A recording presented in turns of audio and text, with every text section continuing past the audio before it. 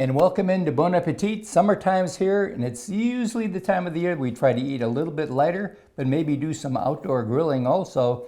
And today from Vintage Olive, Ed Gannon, you're back again, buddy, by popular demand. Yeah, well, I appreciate it. I want to tell you, whenever you're on the show, that's all we get is, I want that recipe.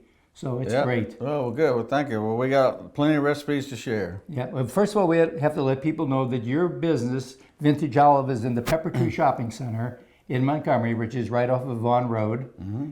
And you're open Monday through Saturday. Tuesday through Saturday. Yeah, closed Sunday and Monday. Closed Sunday and Monday. Tuesday through Saturday, 10 to 6. 10 to 6, okay? And if you haven't been there, it's an experience because we want to talk about cooking clean or eating clean, and olive oil is a beautiful way to just do it, isn't it? Yes, sir, and the vinegars as well. The vinegars have just as many health benefits as olive oil. Oh, I know. And real low in calories. That's right. That's great. Well, today you're going to do kebabs. Yeah. Everybody loves a kebab. Yeah, they're easy. And the nice thing, they're easy to do. Yeah, they're easy.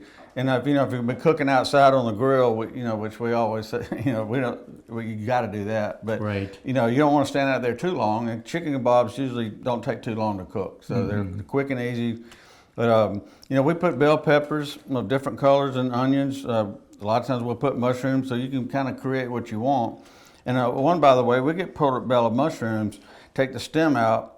Pour some like a spicy olive oil in them and let it sit for just a few minutes, and it'll soak up the olive oil, and then skewer them. Put it on the. And then you get whatever flavor out of that mushroom to go along with the meat. So basically, when you're putting together the skewer with the vegetables and the chicken, or you can use beef, or you can use shrimp. You were saying also, when you're putting it all on there, the vegetables will cook in the same amount of time as the meat, right? And they won't get overcooked, will they? Yeah, on kebabs, when you put the vegetables and the meat together, we recommend slow and steady. That way the meat has time to get done without burning the vegetables, too much. So low and steady. And some people put all the meat on a kebab and all the vegetables on a kebab separate. Then you can put the vegetables on a little bit lower heat side while you're cooking the meat. So that's another good way to do it. Well, then there's no fun when you're done. It's just all this and all that. It's part of it's a bite of meat and then a bite of the vegetable at the same time. Yeah. But however you like to do it. But and you can marinate like we do venison kebabs. Okay. And we'll marinate the little cubes of venison in a blackberry ginger balsamic, in a baggie for a while. So you can also do some marinating of your meat before you put them on there.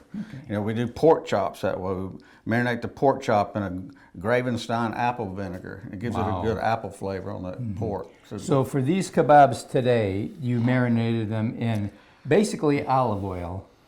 Now, do you put any vinegar on there too, or do you not? Oh yeah, the chicken, you can marinate the chicken in, we use a cranberry pear on this. Okay. So, that's kind of flavor of choice thing, but we'll do a little marinating, and then just, we'll usually have a cup with some oil and vinegar in it, and just brush it when you turn it. Okay. And that'll add a little crispy to it, a little char to it, a little olive oil flame up.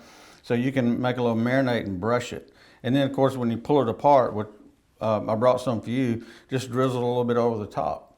And that's the time to eat it at that point. So, and these things you can actually prepare the kebab ahead of time, refrigerate them a little bit, and then when you're ready to cook, put them on the grill. Oh, absolutely. Yeah. And you can marinate the whole thing. Just put the whole thing in a baggie with a little oil and vinegar if you want to marinate it, and then you just set them on the grill. Okay. And normally they're going to be on there. The chicken needs to get to be about 160 degrees or so? Yes, 160 to 180, somewhere in there. So I'm sure it's done. Yeah, it'll make it. On a low heat, if you do 300, it'll take you a little bit longer, but that way you don't burn the vegetables up. But it'll take you 30 minutes or so on a lower heat, and just turn them maybe a few more times than you normally would. Right. That way doesn't char them too bad, but it gets them done all the way through. And they're ready to go. Okay, well, let's see what this is all about. I'm going to pull one of those off. And I got one for you. I'm going to borrow your fork, make it easier. You write it easy. I tell you, I'm going to use my fingers to make it easier. That's okay.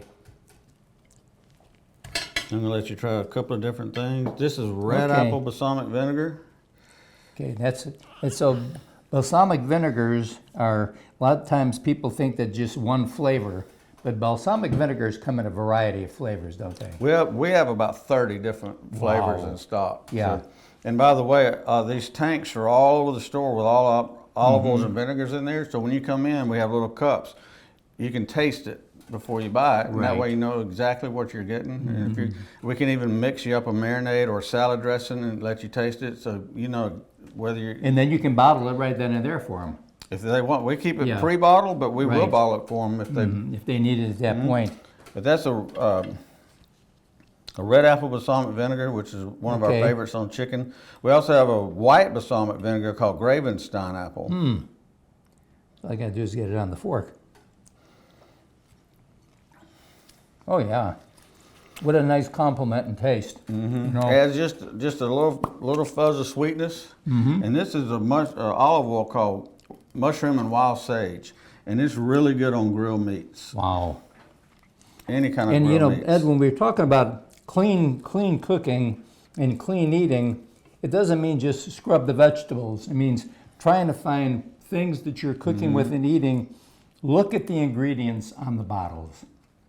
And if they're just full of preservatives, they're not good for you. There's no preservatives in any of this whatsoever. No processed sugar. The only sugar in the vinegars are from the grape musk. So they're 10 to 20 calories per tablespoon with a ton of flavor. The olive oils are healthy fats. It's one of the FDA doesn't regulate the olive oil business. So 75% of the olive oils in the grocery stores that say extra virgin aren't. So you don't get any health benefits. So especially if you're using olive oils for your health benefits, you got to know it's extra virgin. And ours all come with a chemistry sheet and crush date. So it is what it is. And we bottle it in-house, so it's fresh. And for any of our viewers that if you enjoy gifts, they have gift bags also. So again, it's the Vintage Olive Pepper Tree Shopping Center, open Tuesday through Saturday, 10 in the morning till 6 in the afternoon. We'll be right back right after this.